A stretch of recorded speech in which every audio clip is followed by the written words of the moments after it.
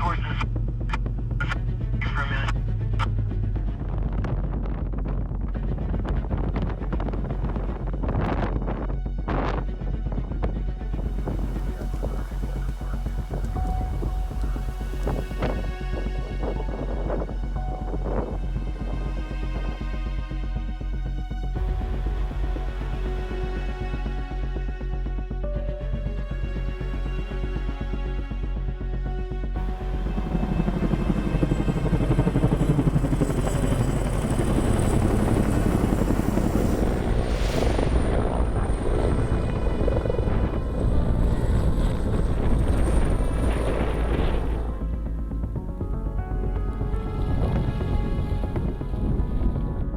Last update was 7,200 acres been consumed, 0% containment.